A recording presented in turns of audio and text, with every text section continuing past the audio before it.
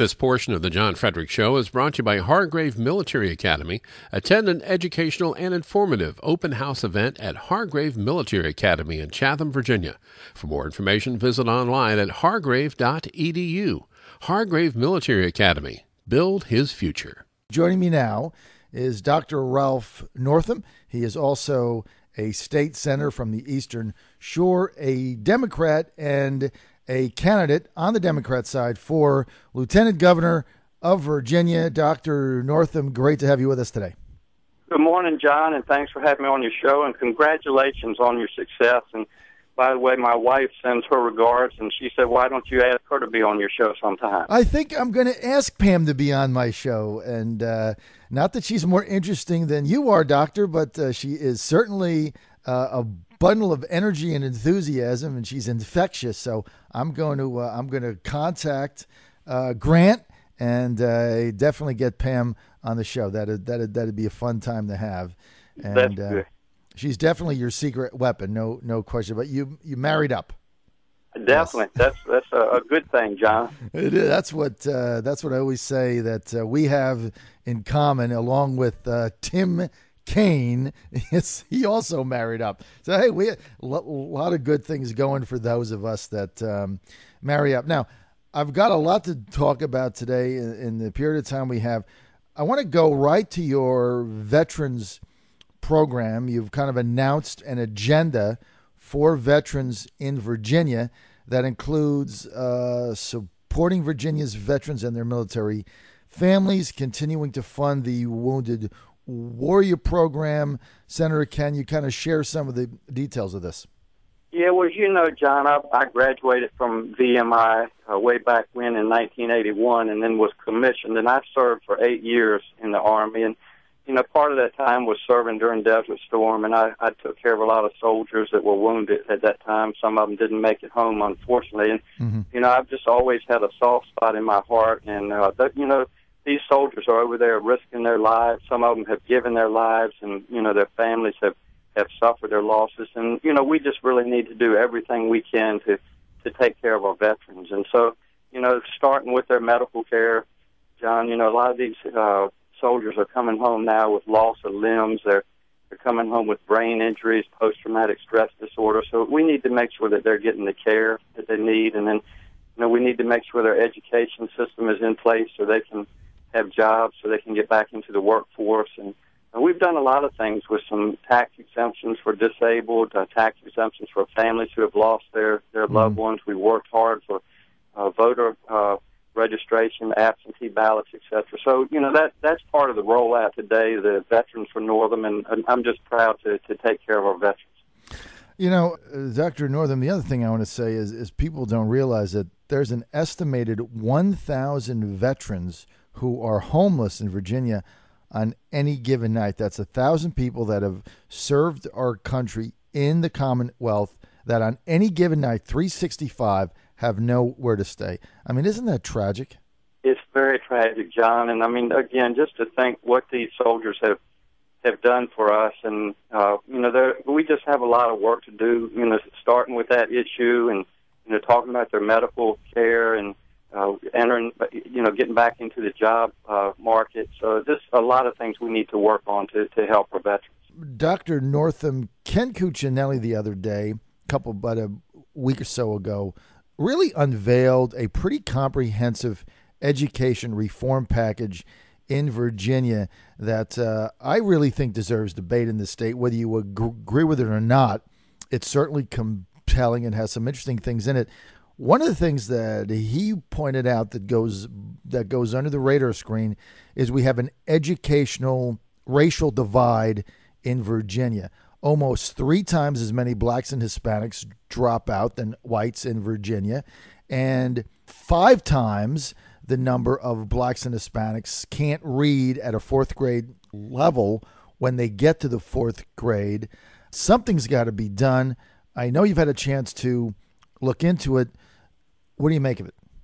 Yeah, no, it's a great question, John. And, you know, there is no question that we have some serious issues with our education system in the Commonwealth. And, you know, it's really the backbone of our success. I mean, we really need to make sure that our children are receiving a a world-class education. And, I commend Ken for putting that on the table. I don't agree with all of it, but, the dialogue needs to start, and that's the way things happen in Virginia, through discussion and then through compromise. And, I hope that this next year we can all sit down at the table and, figure out how to move forward. The one area, John, that I think we need to be careful of is anything that will take money away from our public education system. And I think that's where we have a difference. And, Pam, my wife, having been a teacher, and just looking at the statistics, our teachers are significantly underpaid compared to other states. And, not that money is everything and that we need to pour more money into it, but we certainly need to be able to retain good teachers and attract new ones to Virginia. And we do that through, fair salaries. The other thing, our classrooms are way too large. We need to address that. And, as far as what you just said about our students not being able to read by the time they're in the third and the fourth grade, I couldn't agree with you more. And we know that when our students don't read or can't read by the third grade, the chances of them ending up in our prison systems is very high. So right. One of the things that I have worked on and I will continue to work on is access to pre-K. And there's such a learning potential in the 2, 3, 4, 5-year-old brain. So I really think we need to make sure that all Virginia children have access to pre-K and at least on an even playing field and get a fair start. Dr. Northam, just one provision that Cuccinelli had that I really think is fascinating is if a school is just failing, and we know there's some people that are on the bottom of the socioeconomic rung. They just don't have the resources to move or send their child to a private school, so they're trapped in a failing school. They got no way out. There's nothing they can do. And one of Cuccinelli's plans is to let the parents take the school over. What do you make of that? Well, John, the parents certainly need to be involved, and I think that's one of our, problems. I mean, you look at some of the schools, there's like 100%, involvement with the PTA. You look at other schools, and hardly any. And so, right. But parents need to be involved. But parents aren't trained as educators, and so I think we need to really leave that in the hands of those that have experience and that are trained. But, again, there's no question some of these schools are failing, and the state really needs to step up to the plate and help them out. The issue, though, with these failing schools is the Democrats' answer to this, Dr. Northam, is just throw more money at it. Now, that's proven. It's just failed. There's some schools, I don't care how much money you put in there, it doesn't work. And my concern is getting a Democrat to tell me another solution for a child in a failing school that can't get out other than just put more money in there. Well, I couldn't agree with you more, John. Like I said that earlier, that, the answer is not just to throw more money at, but what needs to happen, and this is the way things, again, move forward in Virginia. We all need to sit down. When I say we all, experts and our leaders need to sit down at the table and say, we have a problem here. Our education system is failing our students and families, and how are we going to move forward? So those ideas will be brought to the table, and then, hopefully through discussion and compromise, at the end of the day, we'll be able to do some things to improve the school system and, again, move Virginia forward. We're with Dr. Ralph Northam, State Senator from the Eastern Shore in Virginia, also a candidate for Lieutenant Governor on the Democratic side. Now, Senator, let me ask you this. Medicaid expansion in Virginia. I just went to a rally. There's about 600 people there in Richmond on Monday. They don't want Medicaid expansion. They said the system is broken. But here's my challenge to Republicans, but I'm going to ask you the same thing. What's the alternative? I mean, there's 400,000 or 500,000, over 400,000 people uninsured in Virginia. I mean, this is just reality. Okay, they don't have insurance. They get sick. They're going to go straight to the emergency room. You've worked there. You know what indigent care is. You've had to deal with it. You're not going to turn anybody away. So my question is, if not Medicaid expansion, what? How do we get these people covered in Virginia? Yeah, great question, John. And, a couple of things. The first thing is, once you have coverage, then you can control costs. And just like you just said, if someone doesn't have health care coverage, they don't have a primary care doctor. They end up going to the emergency room. And I will tell you, you want to talk about ringing the cash register. That's where it happens. So that needs to change. The other thing I would say, I would like to sit down with folks who, have issues with Medicaid expansion and just go through some of the numbers and what happens when people are out there working and can't afford health coverage. And I think I could explain and discuss through a lot of their concerns, and we could move forward with that. But, what is happening right now, John, if we've got billions of dollars at stake, hospitals are at risk of losing significant money. I mean, the Children's Hospital right here in Norfolk, if we don't expand Medicaid, they're looking at $18 million a year. I mean, those are significant losses. So we need to sit down and talk through the numbers and talk just about what the expansion does. And then again, I think we can move forward. But the point I would make to those that are the naysayers is that where we really need to work together is through reform of Medicaid. And I helped write that language last year. And I think if people realize, yes, we have issues with Medicaid, it's costing the state a lot of money, taxpayers a lot of money. But if we talk about some ways to reform it and stop some of the waste, then we can move forward with it. So that's a discussion. And again, I'm running for lieutenant governor. The election's on November 5th, but that's kind of one of my top priorities is to work on that particular issue and try to discuss it and educate folks on what we're trying to do.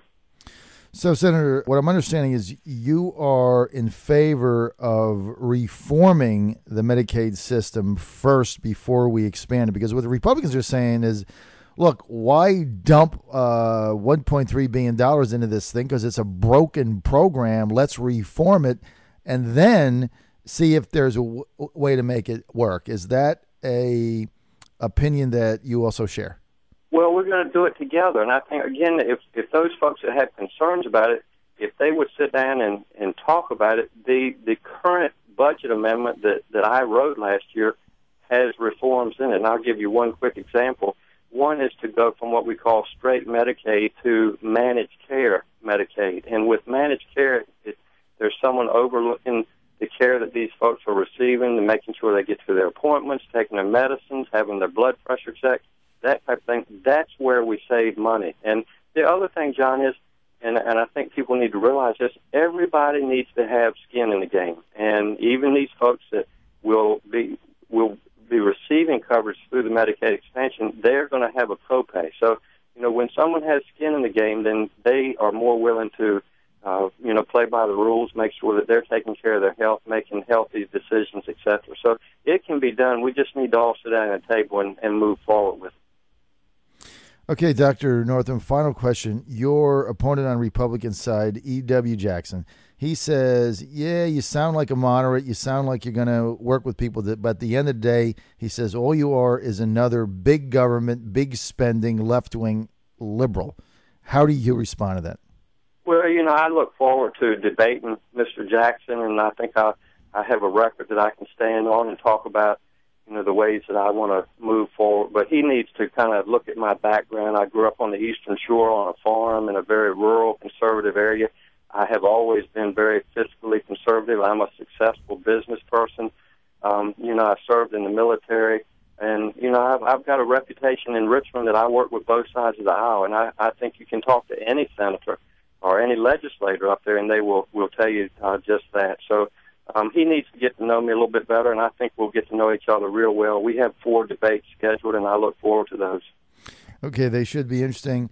Senator, we appreciate it. We're out of time. We want to thank you for joining us today. If people want more information on your campaign, some of the issues, especially the new veterans plan that you put out, and I also want to commend you for that. I agree with all of it. I can't take issue with any of it. I think it all makes sense. People want more information, sir. Where do they go? NorthamforLG.com, and all that information is there. And just in closing, John, I'm proud of you for stopping your smoking. It takes a lot of willpower, but you're doing the right thing. Well, if I can make it through this weekend, it would have been 15 days. And everybody has told me, 3 weeks is a habit or something. So I feel like I'm in the home stretch. I'm going to make it. And the last time I saw your wife, Pam, she came outside, and I was puffing away, and she was just shaking her head saying, man, that's going to kill you, John. So just tell her I'm right there at the finish line, and I appreciate, sir, you being with us. Thanks for always good luck on the campaign trail. All right. Thanks, John.